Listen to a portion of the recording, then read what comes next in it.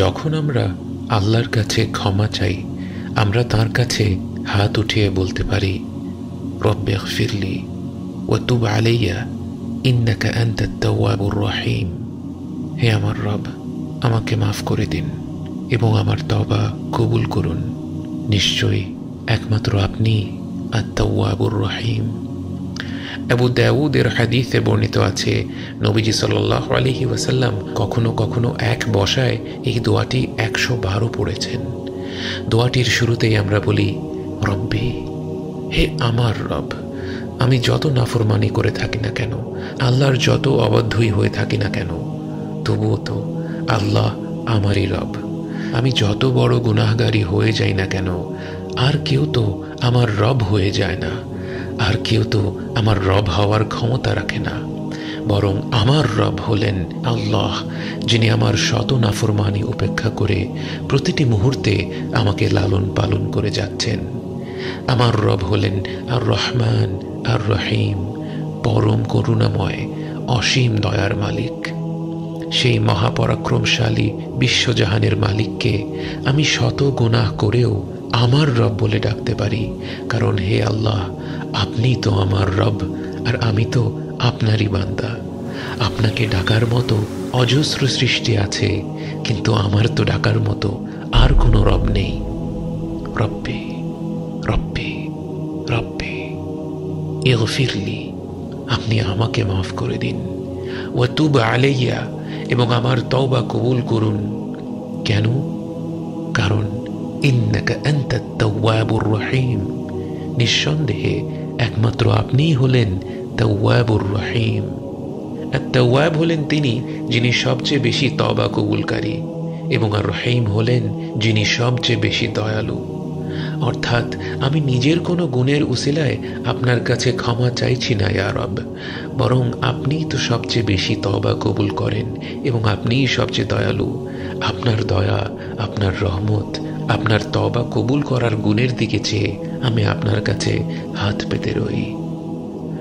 আমরা আল্লাহর কাছে তওবা চাইলে আল্লাহ কি খুশি হন নাকি বিরক্ত হন? মুসলিম শরীফে বর্ণিত হাদিসে নবীজি সাল্লাল্লাহু আলাইহি ওয়াসাল্লাম বলেন, নিঃসন্দেহে আল্লাহ তার বান্দার তওবায় সেই মানুষটার চাইতেও বেশি খুশি হন যে কিনা এক পানিবিহীন মরুতে তার উট হারিয়ে ফেলেছে এবং সে উটে তার খাবার দাবার মাল সামানা সব ছিল। সব হারিয়ে তার যখন বেঁচে থাকার আর কোনো আশাই নেই, সে দুঃখে নিস্তেজ হয়ে একটি ছায়ায় শুয়ে থাকে। কিন্তু হঠাৎ সে দেখে তার উট তার ঠিক সামনেই দাঁড়িয়ে আছে। সে তড়িঘড়ি করে উটের লাগাম টেনে ধরে আর অতি উল্লাসে মুখ ফুসকে বলে ফেলে, আল্লাহ, তুমি আমার বান্দা আর আমি তোমার রব। এই পর্যায়ে নবীজি সাল্লাল্লাহু আলাইহি ওয়াসাল্লাম হেসে ফেলেন এবং বলেন, লোকটা অতিরিক্ত আনন্দে এই ভুল কথাটি বলে ফেলে।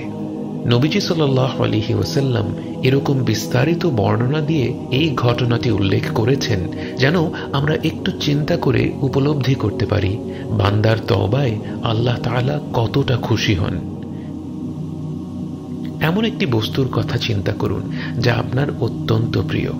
হয়তো আপনার দাদা আপনাকে একটি কলম উপহার দিয়েছিলেন, অথবা আপনার নানি ইন্তেকাল করেছেন এবং তার একটি আংটি আপনাকে দিয়ে গিয়েছেন। হতে পারে বহুদিন ধরে টাকা জমিয়ে আপনি একটি নতুন দামি ফোন কিনেছেন। যে বস্তুটাই আপনার কাছে এই মুহূর্তে সবচেয়ে বেশি প্রিয়, সেটাকে এক মুহূর্তের জন্য কল্পনা করুন। এবার কল্পনা করুন একদিন প্রচণ্ড বৃষ্টি হচ্ছে, রাস্তায় হাঁটু পানি। আপনি সেই পথে রিক্সা চড়ে কোনো মতে বাড়ি ফিরছেন, আর অমনি ধপাস করে আপনার প্রিয় বস্তুটি সেই পানিতে পড়ে যায়। আপনি পাগল হয়ে সেই হাঁটু পানির মাঝেই নেমে পড়েন এবং তন্ন তন্ন করে সেই বস্তুটি খুঁজতে থাকেন। যখন সব হাল ছেড়ে দিলেন এবং বিষণ্ণ মনে বাড়ি ফেরার কথা ভাবা আরম্ভ করলেন, তখনই পায়ে কি যেন আটকে গেল। হাতে নিয়ে দেখলেন আপনার সেই প্রিয় বস্তুটি আপনারই হাতে। সে জিনিসটি ময়লা পানিতে পড়ে একেবারে নোংরা হয়ে গিয়েছে। তখন কি আপনি এ নিয়ে দুঃখ করবেন যে আপনার প্রিয় জিনিসটি নোংরা হয়ে গিয়েছে, নাকি আপনার অন্তর কৃতজ্ঞতায় ভরপুর হয়ে যাবে কারণ আপনি যে জিনিসটা এত বেশি ভালোবাসেন তা আপনার কাছে ফিরে এসেছে? আমরা আল্লাহর কাছে তওবা করার সময় আমাদের গুনাহগুলো নিয়ে বেশি দুশ্চিন্তায় থাকি, অথচ আমাদের অবাধ্যতা আল্লাহকে যতটা অসন্তুষ্ট করে, আমাদের তার কাছে ফিরে আসা তাকে এর চেয়ে অনেক গুণ বেশি সন্তুষ্ট করে। তওবা করার সময় অবশ্যই নিজের গুনাহের জন্য অনুশোচনা বোধ করতে হবে। অনুশোচনা বোধ তওবার একটি মৌলিক শর্ত। তবে এই অনুশোচনা বোধ যদি আমাকে তওবা করা থেকেই বিরত রাখে, তাহলে বুঝতে হবে এটা প্রকৃত অনুশোচনা বোধ নয়, বরং এটা শয়তানের ধোঁকা। ইবনে আতাউল্লাহ আল ইস্কান্দারি রাহিমাহুল্লাহ তার হেকামে উল্লেখ করেন, ইনায়াতুহু ফিকা লা লিশাইইন মিনক, তোমার প্রতি আল্লাহর দরদ তোমার কোনো বিষয়ের সাথে সম্পৃক্ত নয়। ওয়া আইনা কুনতা হিনা ওয়াজহাতুকা ইনায়াতুহু, তুমি কোথায় ছিলে যখন আল্লাহর ভালোবাসা তোমার প্রতি প্রেরিত হয়েছিল? ওয়া কাবালতাকা রিআয়াতুহু, যখন তার আশ্রয় তোমাকে আগলে রেখেছিল।